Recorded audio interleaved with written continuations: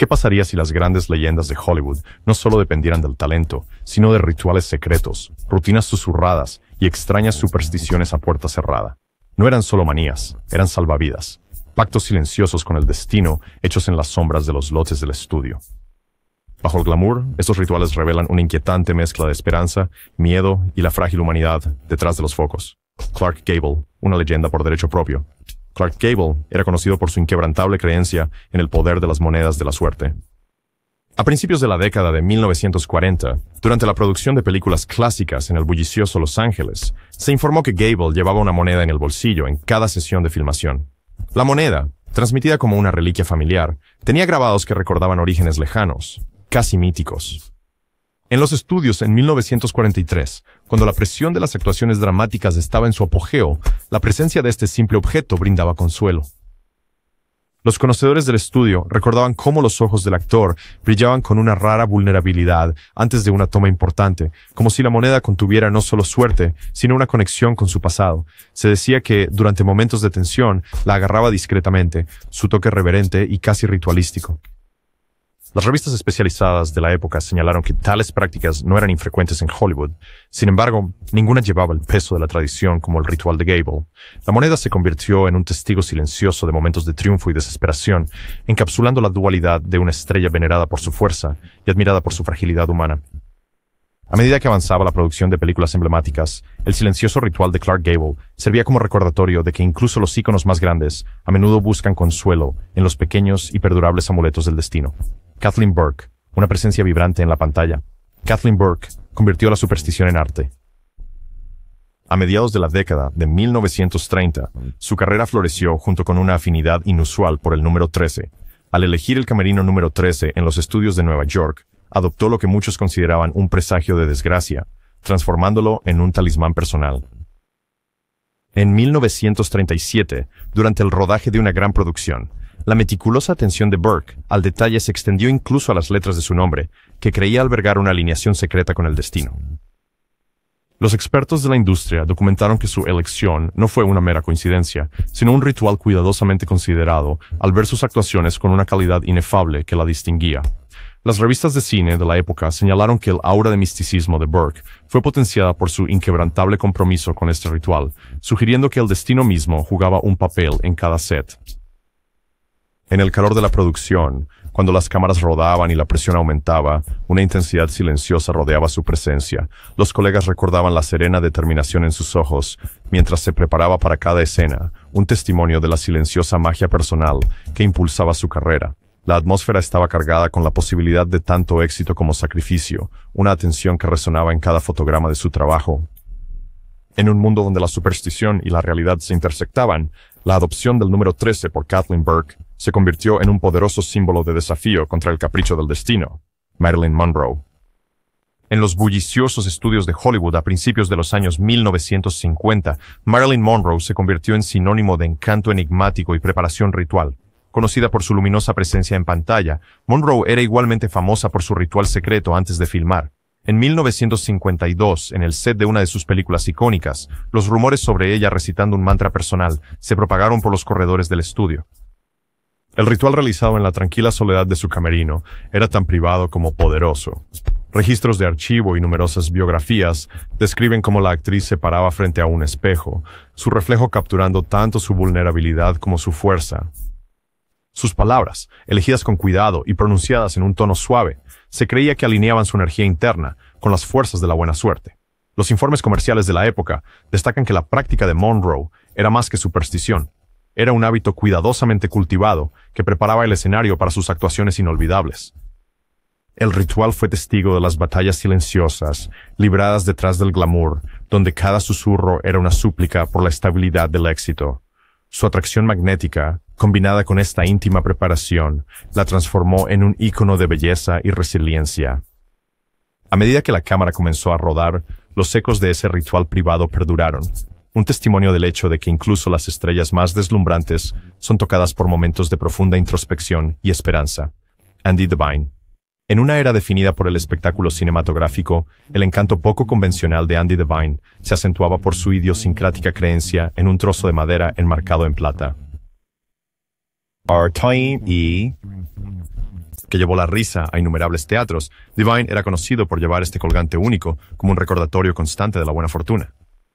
En 1946, en los ajetreados estudios principales, el hábito del actor se convirtió en un tema de silenciosa fascinación entre sus compañeros. Fuentes del periodo recordaron que la madera con marco de plata no era meramente un accesorio, sino un símbolo impregnado de significado personal. Se decía que el objeto fue descubierto durante un momento serendipito en unas vacaciones familiares, sus orígenes tan misteriosos como el propio hombre. Detrás de la risa y la robusta presencia en pantalla, yacía una sutil vulnerabilidad, un reconocimiento de la naturaleza impredecible del éxito en Hollywood.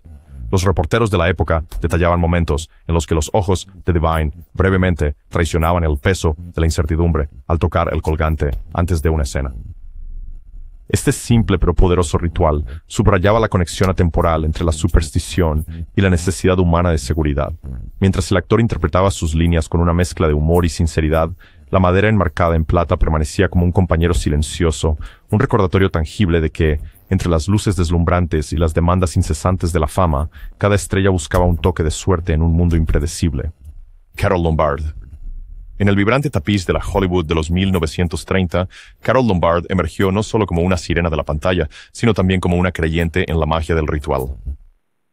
A principios de la década de 1930, durante el rodaje de comedias rápidas en estudios bulliciosos, Lombard era conocida por usar el mismo perfume característico en cada set. En 1934, esta fragancia se convirtió en un símbolo de consistencia y fortuna, una mezcla personalizada que se decía haber sido especialmente encargada para capturar el éxito en una botella. Entrevistas de archivo con contemporáneos revelan que la fragancia llevaba un peso emocional, evocando recuerdos de momentos preciados y esperanzas de futuros triunfos. Se decía que cada rociada estaba impregnada con el espíritu de una era pasada, un recordatorio de que el destino a menudo favorecía a los audaces. Los registros del estudio de esa época describen cómo el ritual de Lombard era más que un hábito. Era una combinación artística de aroma y destino que añadía una capa de misticismo a sus actuaciones. Los colegas observaron que durante momentos de alta presión, sus ojos brillaban con una tranquila seguridad, como si el perfume mismo susurrara promesas de buena suerte. En medio del caos de la producción y el ritmo implacable del rodaje, la presencia constante de esa fragancia le confería un aire de invencibilidad. La práctica, profundamente personal e intensamente resguardada, ejemplificaba el delicado equilibrio entre la superstición y la búsqueda de la excelencia, una danza del destino que cautivaba a los espectadores y permanece grabada en los anales de la historia cinematográfica. Chester Morris. En el dinámico entorno de los estudios de cine tempranos, Chester Morris se hizo un hueco aferrándose a una corbata aparentemente ordinaria. A mediados de la década de 1940, a medida que los horarios de producción se intensificaron en Nueva York y Los Ángeles, Morris era conocido por usar la misma corbata de su actuación destacada en la película Alibi. En 1944, esta corbata se convirtió en un poderoso símbolo de continuidad y éxito. La tela, desgastada y familiar, representaba más que solo una prenda de vestir. Se convirtió en un conducto para la fuerza interior del actor. Relatos contemporáneos de revistas de cine señalan que cada vez que Morris se ajustaba la corbata, había una casi palpable oleada de determinación. La corbata, con sus sutiles patrones y textura desgastada, fue un testigo silencioso de innumerables tomas y momentos de vulnerabilidad en el set. Sus colegas observaban que cuando surgían desafíos, el simple acto de ponerse la corbata parecía infundir una sensación de calma y concentración. En los bulliciosos camerinos, llenos de energía nerviosa, el ritual de Chester Morris se destacaba como un emblema de firmeza, una reliquia personal que unía la superstición con las duras realidades de una industria exigente. A medida que las luces se atenuaron y las cámaras comenzaron a rodar, la corbata servía como un silencioso testimonio de la creencia perdurable de que el éxito era, en parte, una cuestión de destino entrelazado con un toque de suerte. Bette Davis. Bette Davis, un ícono de intensidad y precisión, forjó su camino en Hollywood con rituales tan fascinantes como sus actuaciones.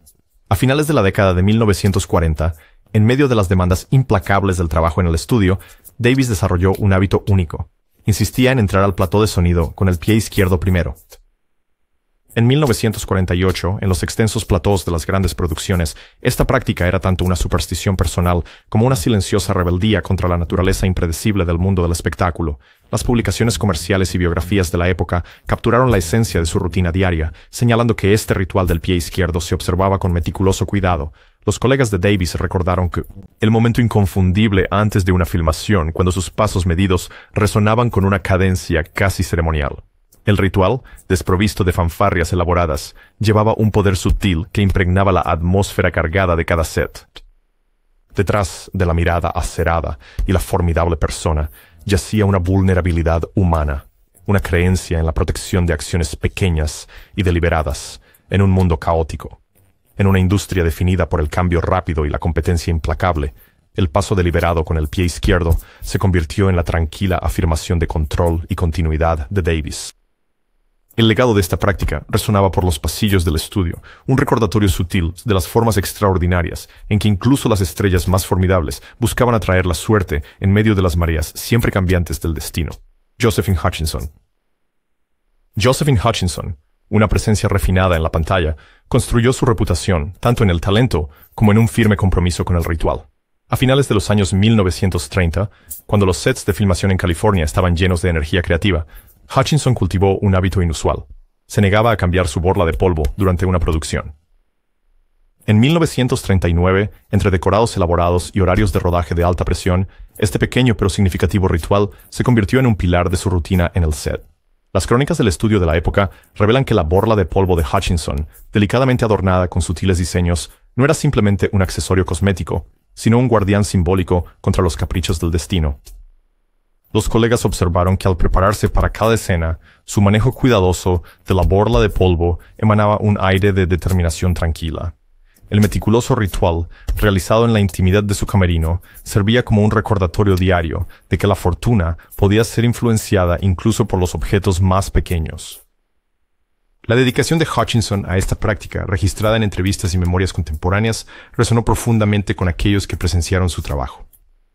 La naturaleza discreta del ritual ocultaba su impacto emocional, ya que entrelazaba la superstición personal con las exigencias de una industria de alto estrés.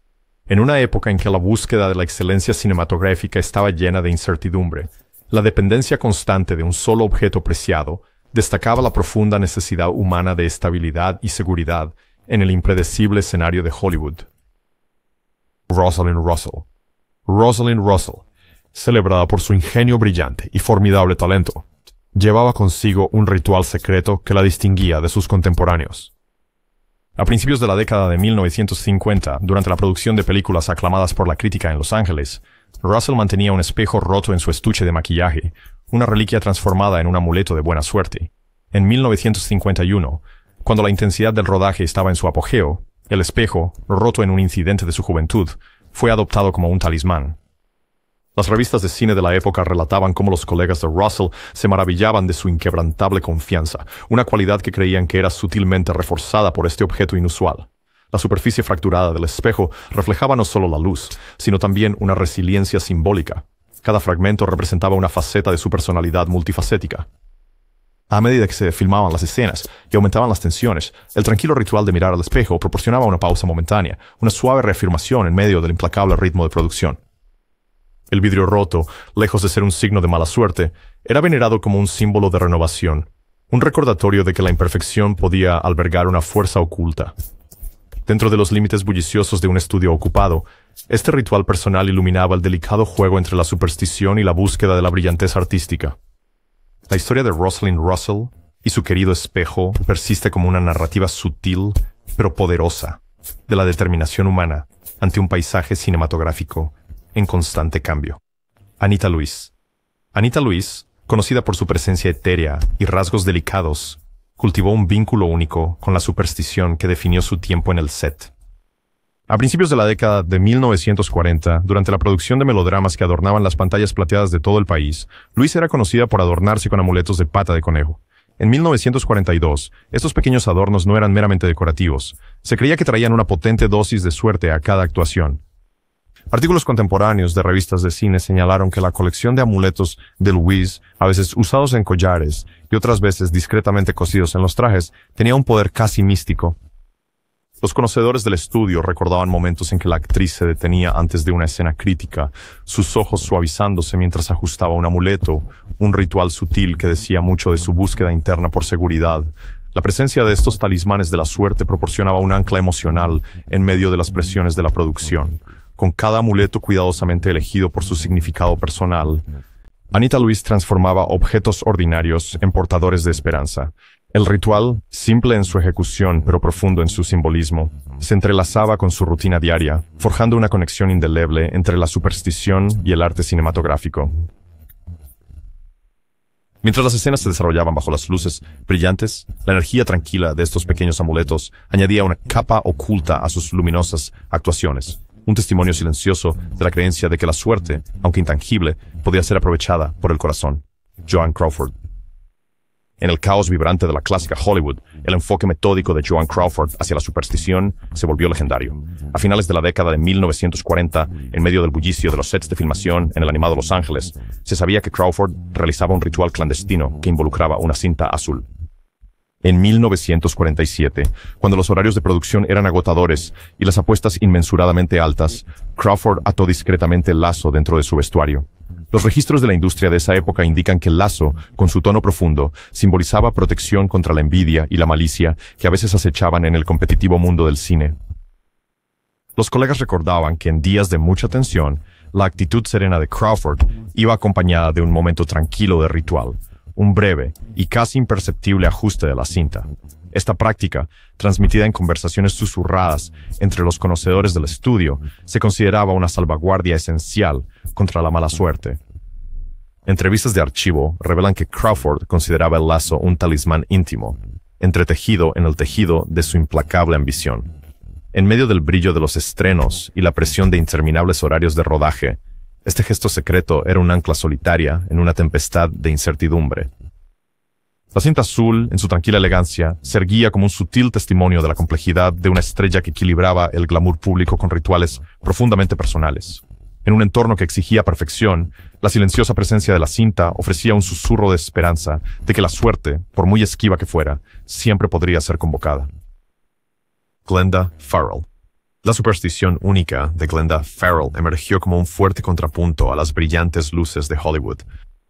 A mediados de los años 1940, mientras los estudios estaban llenos de fervor creativo y promesas de nuevos comienzos, Farrell desarrolló una aversión inquebrantable a las aves en los camerinos. En 1945, cuando la presencia de un visitante plumífero se consideraba un signo ominoso, su salida de la habitación era inmediata e inquebrantable.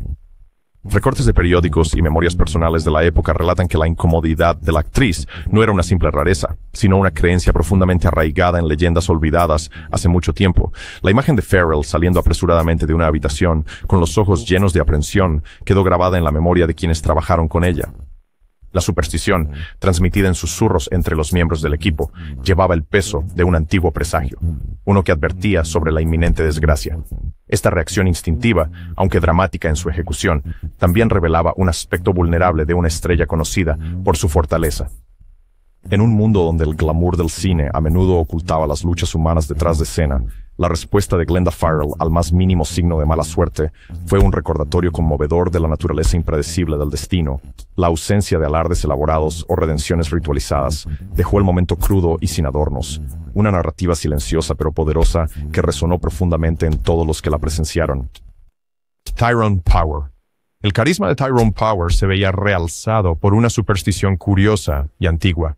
A principios de los 1950, durante la era dorada de las aventuras de capa y espada y los romances dramáticos, Power mantenía un ritual que involucraba una herradura vieja. En 1951, al filmar producciones épicas en amplios terrenos de estudio, Power era conocido por asegurar una herradura desgastada en la puerta de su camerino. Esta herradura, supuestamente rescatada de una producción teatral temprana, tenía un aura de significado histórico. Críticos de cine y biógrafos han notado que el objeto, desgastado por el tiempo, se volvió sinónimo de la batalla personal del actor contra la naturaleza caprichosa de la fortuna. A medida que aumentaban las demandas de producción y se acercaban los plazos, el ritual de colgar la herradura servía como una tranquila desafiante ante la imprevisibilidad del destino. Los observadores contaron que en la víspera de escenas particularmente desafiantes, una serena confianza envolvía a Power, una sutil certeza de que la suerte estaba de su lado. La herradura, simple en diseño pero potente en simbolismo, representaba un puente entre el pasado y el presente. En medio de la intrincada coreografía de la producción cinematográfica, este pequeño amuleto encapsulaba el delicado equilibrio entre superstición y ambición. El ritual, impregnado con los ecos de tradiciones del viejo mundo, proporcionaba un momento fugaz de calma en una industria por lo demás turbulenta. Un recordatorio conmovedor de que incluso las figuras más celebradas buscaban consuelo en los pequeños símbolos del destino. Richard Arlen. La superstición de Richard Arlen, marcada por un respeto silencioso hacia las señales de la naturaleza, se convirtió en un aspecto notable de su carrera. A finales de la década de 1940, durante la filmación de seriales de aventuras que cautivaron a las audiencias de todo el país, Arlen era conocido por consultar el cielo nocturno antes de tomar decisiones críticas. En 1947, en una fresca noche en Hollywood, observó la luna creciente con un propósito deliberado. Relatos históricos detallan que la visión de la delgada curva lunar fue interpretada como un signo de aprobación, un asentimiento celestial hacia un éxito venidero. Los colegas y el personal de producción notaron que la mirada de Arlen se detenía en el cielo nocturno como si buscara consejo de fuerzas más allá del control humano. Esta práctica, documentada en varias retrospectivas de la industria cinematográfica, agregó un aire de mística poética a su personalidad pública. El simple acto de mirar la luna se transformó en un ritual diario impregnado de esperanza y determinación silenciosa. En las noches en que la luna estaba oculta, una sutil tensión parecía permear la atmósfera, insinuando las luchas internas del actor con el destino. En medio del caótico horario de la producción cinematográfica, este momento reflexivo ofrecía un breve respiro, una comunión silenciosa con el cosmos. El ritual, despojado pero profundamente personal, subrayaba una verdad atemporal sobre la búsqueda humana de orientación en tiempos inciertos. Bajo el suave resplandor de la luz de la luna, la búsqueda de seguridad de Richard Arlen se convirtió en un diálogo silencioso y conmovedor con el destino. Mae West. La personalidad de Mae West, tanto en la pantalla como fuera de ella, estaba envuelta en una enigmática mezcla de glamour y ritual. A principios de la década de 1940, cuando el mundo del Hollywood clásico palpitaba con energía y creatividad audaz, se sabía que West insistía en que su guión fuera rociado con agua bendita antes de filmar escenas clave. En 1943, durante la producción de una película que desafiaba los límites de la convención, esta práctica poco convencional se observó discretamente en el set. Las fuentes de archivo revelan que West creía que el agua bendita llevaba una antigua bendición, una esencia divina que podía transformar la intensidad cruda de su actuación en algo casi trascendente. Las entrevistas de periódicos y los registros de los estudios de esa época describen cómo el ritual infundía su diálogo con una energía casi de otro mundo, cautivando tanto al público como a los críticos. El acto de rociar agua bendita era tanto un talismán personal como una sutil afirmación de poder, un gesto desafiante al juego entre el destino y la fe. Mientras las cámaras capturaban cada expresión matizada, el ritual era una fuerza invisible que elevaba la actuación. En una industria donde cada gesto era minuciosamente examinado, la práctica de Mae West ofrecía un raro vistazo a la interacción entre la superstición y el mundo del espectáculo. La magia del momento no se definía por grandes declaraciones, sino por la tranquila intensidad de una creencia que trascendía lo ordinario, un delicado equilibrio de encanto, misterio y una voluntad indomable para moldear el destino. Mina Gumbel. En medio de la incansable búsqueda de la perfección en Hollywood, la superstición silenciosa de Mina Gumbel se abrió camino. A finales de la década de 1940, en los animados sets de los estudios en Los Ángeles, Gumbel era famosa por negarse a beber de tazas o vasos de color rojo, una práctica que consideraba cargada de mala suerte. En 1946, mientras la producción cinematográfica avanzaba con un ímpetu inquebrantable, este ritual idiosincrático ganó una notoriedad silenciosa entre sus colegas. Reseñas históricas y esbozos biográficos revelan que la aversión de Gumbel a los recipientes rojos estaba profundamente arraigada en un sistema de creencias personal que veía el rojo como un presagio de traición y mala suerte. Los testigos recordaron que en las mañanas agitadas, antes de filmar, se podía observar una vacilación momentánea cuando ella buscaba un recipiente alternativo, un pequeño pero significativo gesto que subrayaba la interacción entre la superstición y la emoción humana. El ritual, aunque aparentemente trivial, resonaba con un anhelo más profundo de control en medio de la naturaleza impredecible del mundo del espectáculo. En el caos controlado del set, la ausencia de rojo en su entorno inmediato se convirtió en un mantra silencioso de cautela y esperanza. A medida que la producción continuaba y la cámara capturaba cada uno de sus movimientos, la práctica se integraba perfectamente en la esencia de su personaje en pantalla, una declaración silenciosa pero poderosa de que cada detalle importaba en la implacable danza del destino. Greta Garbo. En los silenciosos pasillos de los icónicos estudios de cine, Greta Garbo cultivó un ritual enigmático que definió su mística. A principios de los años 1950, durante la producción de películas, que celebraban tanto el silencio como y la intensidad, Garbo era conocida por encender incienso y dedicarse a la meditación en silencio antes de entrar al set. En 1950, en medio de la calma de su meticulosamente arreglado camerino, el acto de meditar con incienso fue más que una simple rutina preparatoria. Era un portal hacia la tranquilidad interior. Los relatos contemporáneos de ese periodo detallan cómo el humo aromático servía como un conducto para la profundidad emocional de Garbo, mientras ella buscaba alinear su espíritu interior con el arte que cada escena exigía. Escritos biográficos de reconocidos historiadores del cine destacan que su ritual era una delicada danza entre la soledad y el desempeño, un momento de introspección que infundía a sus interpretaciones una vulnerabilidad luminosa. El suave resplandor de la luz de la lámpara y el tenue aroma del incienso se volvieron sinónimos de una mujer que equilibraba el atractivo del misterio con los bordes ásperos de la emoción humana. En un ámbito donde cada gesto era una actuación silenciosa, los momentos meditativos de Greta Garbo ofrecían una visión del mundo privado detrás de su formidable imagen pública. El ritual no proclamaba una lección, sino que existía como un silencioso y duradero testimonio de la interacción no expresada entre el arte y el espíritu en una era definida por su revolución cinematográfica. George Raft.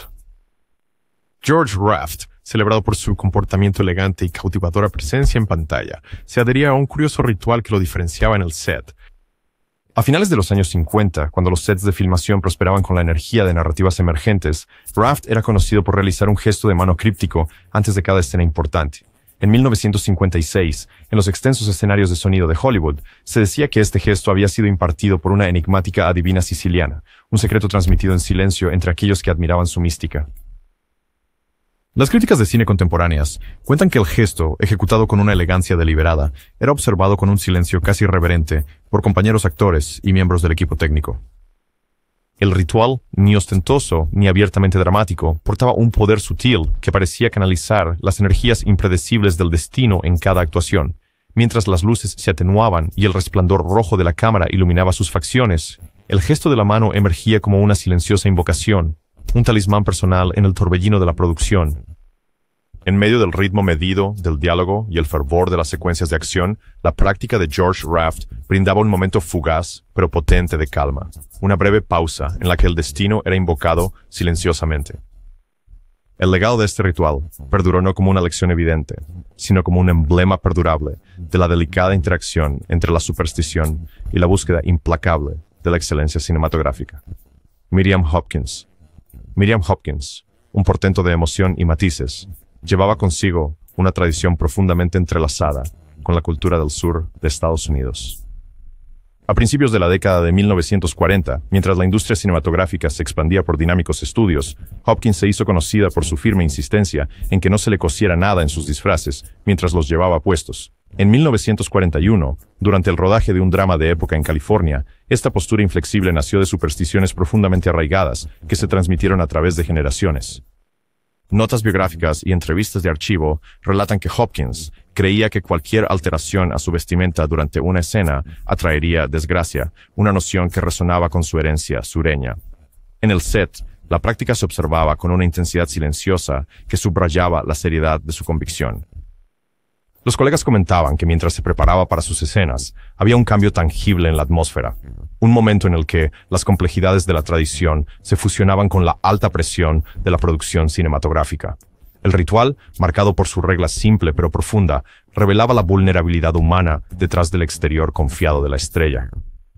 En el delicado juego entre el vestuario y el personaje, la práctica de Miriam Hopkins ofrecía un vistazo fugaz a las luchas personales que definían su arte, una afirmación silenciosa de que en medio del esplendor de Hollywood, las supersticiones íntimas tejían un tapiz más profundo de destino y legado. Olivia de Havilland. La gracia perdurable de Olivia de Havilland en la pantalla se complementaba con un ritual personal lleno de elegante sutileza e introspección. A finales de la década de 1950, mientras los platós de cine en el corazón de Hollywood palpitaban con energía creativa, de Havilland era conocida por llevar un pequeño saquito de lavanda cosido a mano, discretamente metido en su corsé. En 1958, durante la producción de una película épica de época que exigía tanto aplomo como pasión, este saquito se convirtió en un emblema silencioso de calma y determinación. Relatos contemporáneos de los archivos del estudio describen cómo se creía que el aroma tranquilizante de la lavanda proporcionaba un equilibrio emocional y enfoque, siendo un pequeño pero poderoso aliado en medio de horarios de filmación caóticos. El ritual, simple y discreto, fue observado con una dignidad tranquila que reflejaba la imagen pública de de Havilland. Sus compañeros de reparto y el equipo notaron que momentos antes de una escena, cuando el suave murmullo del set daba paso a la anticipación, una serena confianza la envolvía, como si la suave fragancia de la bolsita susurrara promesas de éxito. En un entorno donde cada detalle contribuía al delicado equilibrio entre el arte y la realidad, la práctica de Olivia de Havilland era un sutil recordatorio del poder que se encuentra en los rituales personales. El saquito de lavanda, lejos de anunciar una lección moral, simplemente servía como un silencioso y perdurable compañero, un testimonio de la callada fortaleza que guiaba discretamente una carrera llena de historia.